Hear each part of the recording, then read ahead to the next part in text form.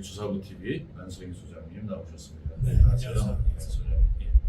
오늘 알코올과 수면에 대해서 말씀을 드릴 것인데요. 수면이 이제 자는 거죠. 자는 시간. 보통 건강한 사람이 건강을 유지하기 위해서는 하루에 8시간 내지 9시간의 수면이 필요하고 무엇보다도 숙면이 필요하다고 하는데 이 알코올이 얼마나 우리 수면에 영향을 끼치고 우리 삶의 질을 저하시키는지 여러 가지 문제가 있을 겁니다.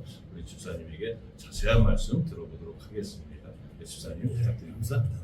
시작하겠습니다. 인간은 생명을 유지하기 위해 수면은 공기만큼이나 중요합니다.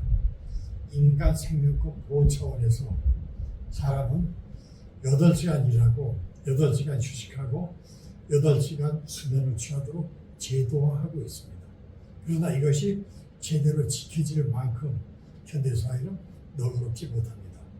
또한 경쟁사회에서 살다 보니 스트레스를 먹고 마시며 스트레스 속에서 살고 있기 때문에 8시간의 휴식과 8시간의 수면을 즐길 수 있는 시간과 공간이 허용된다 할지라도 스트레스로 인한 고통과 범위 때문에 이를 활용하지 못합니다. 수면은 성장에도 지대한 영향을 미친다는 사실을 요즘 젊은 부모들은 다 알고 있습니다. 충분한 수면을 취했을 경우 성장 호르몬이 왕성하게 분비되어 성장을 촉진시키지만 숙면을 취하지 못할 경우 성장 호르몬이 과수 분비로 체구가 작아진다는 보고도 있습니다. 인간의 수면은 이렇게 중요합니다. 알코올 중독 치료에 경험이 있는 전문가들은 환자의 수면을 면밀히 관찰합니다. 충분한 수면이 이루어지기 시작하면 금단 증상이 종료된 것으로 간주함과 아울러 회복이 시작된 것으로 판정을 합니다. 그래서 잘 먹고 잘 자고 잘 싸면 만사가 오케이라고 경험 많은 중독자들은 후배들에게 가르칩니다. 과학자들은 수면의 질과 형태를 다음과 같이 4단계로 구별을 합니다. 제1단계는 선정입니다. 제2단계는 중증도의 장입니다. 제3단계는 깊은 장입니다. 제4단계는 역설적인 장입니다.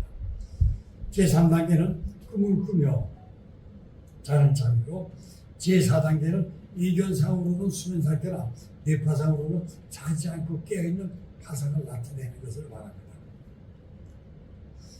불면증 있는 사람은 제1단계와 제2단계 초입에서 깨어나게 되고 그 후 단계는 각성 상태로 밤을 새우게 됩니다. 충분한 수면을 취하지 못하게 되면 격적감퇴, 권퇴, 오심, 구토를 얘기합니다. 오심, 구토, 의기소침, 어지럼증 등의 증상을 일으켜 주간 활동에 막대한 지장을 초래하게 됩니다. 잠을 이루지 못할 때 술을 마시는 사람들이 있습니다. 그것은 우리나라 사람들뿐만 아니라 세계 모든 사람들이 알코올을 수면제 대용으로 사용하고 있습니다. 여성들의 경우 갱년기 장애로 잠을 못 이룰 때 특히 심합니다. 수면 주도제는 중독이 두렵고 또 의사 처방이 필요하나 술은 우리 주변에 널려 있는 것이기 때문에 언제나 쉽게 구입할 수가 있습니다. 그래서 음주가 잠을 청하는데 가장 손쉬운 방법이고 또 효과적입니다. 알코올은 뇌 속에 있는 대뇌피질과 중추신경을 마비시킵니다. 그러면 사람은 잠에 빠져듭니다. 그러나 체내에 남아있던 알코올이 간장에서 대사 분해되어 알코올이 아닌 유독물질로 변화되어 혈액 내 알코올 농도가 떨어지게 되면 대뇌피질과 중추신경은 마비 상태에서 다시 정상으로 회복됩니다. 곧 수면 상태에서 다시 각성 상태, 깨어있는 상태로 돌입하게 되는 것입니다. 그러나 술이 깬 후에는 술을 마시기 전보다 더 불쾌한 기분을 느끼게 되기 때문에 또 다른 술잔을 기울이지 않으면 안 되는 악순환을 되풀이하게 됩니다. 이런 방법으로 취하는 수면은 우리가 기대하는 완전한 숙면이 아니라 신경세포의 손상과 파괴만 초래할 뿐 수면을 통한 건전한 휴식이 될 수 없는 것입니다. 이러한 지경에 이르면 하루도 빠지지 않고 밤술을 마셔야 하고 긴 잠을 자기 위하여 관행의 준비가 불가피해집니다. 더 나아가 습관 속이 되고 금단을 잠재우기 위해 주량이 늘어나게 되면 내성의 증진으로 인해 더 많은 술을 마셔야 고시적인 효과를 얻게 됩니다. 이런 과정을 거쳐 많은 사람들이 알코올 중독자와 마약 중독자가 됩니다. 알코올 치료의 첫걸음은 신체적 해독입니다. 병원에서 격리되어 신체적 의존 상태에 있던 신체에서 알코올의 공급이 끊어지면 금단 증상이 나타납니다.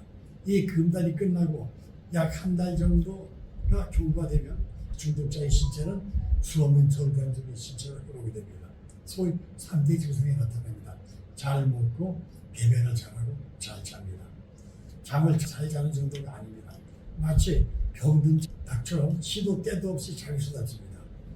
기혈교육 시간에 수혈적인 환자가 꼬박꼬박 졸면 간상을 심히 붓게 합니다. 그러나 이는 불쾌할 일이 아닙니다. 졸고 있는 환자는 신체적 의존에서 회복되고 있기 때문입니다. 이렇게 알코올 중독자에게 잠은 매우 중요합니다. 저의 경우도 이를 비교할 수 없었습니다. 알코올 중독이 심화되자 술 없이는 도저히 잠을 이룰 수 없었습니다. 그리하여 저녁 시간이 되면 무슨 술을 쓰든지 소주 2병을 구해 아내가 모르는 것을 숨겨두고 취침 시간이 오기를 기다렸습니다. 늦은 밤 하루 일과를 끝내고 아내가 잠자리에 들면 저는 숨겨둔 술병을 찾아 마시기 시작했습니다. 한 병의 술을 피우면 잠이 오기는커녕 더욱 정신이 말똥말똥해졌습니다. 그래서 남은 한 병의 술병 뚜껑을 열고 다시 마시기 시작합니다. 그리고 그만 정신을 잃고 맙니다. 다음날 아침에 깨우고 소주 반 병이 남아있습니다. 그 반 병의 소주가 내장소에 되었습니다. 이렇게 술 없는 잠은 상상조차 할 수 없게 술의 의존 상태가 되어버렸습니다.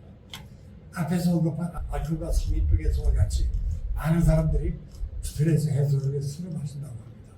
스트레스는 어디까지나 힘있을 리액션입니다. 즉 마음에서 일어나는 반응이므로 마음속에서 타고 있는 우화의 불을 마음속에서 꺼지게 하기 위해서는 우선 마음을 냉각시킬 필요가 있습니다.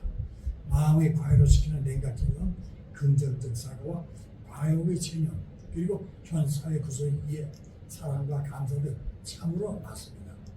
그러나 알코올은 불을 진행하지 못합니다.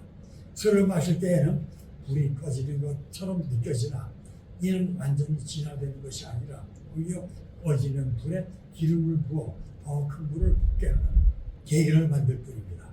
인체는 마음가짐에 따라 좋은 호르몬이 나와 신체의 건강을 개선하고 증진시키기도 합니다. 반대로 그런 호르몬의 분비를 억제하고 오히려 좋지 않은 호르몬의 분비를 촉진시켜 마음의 건강을 더욱 상하게 하여 중병을 불러오기도 합니다.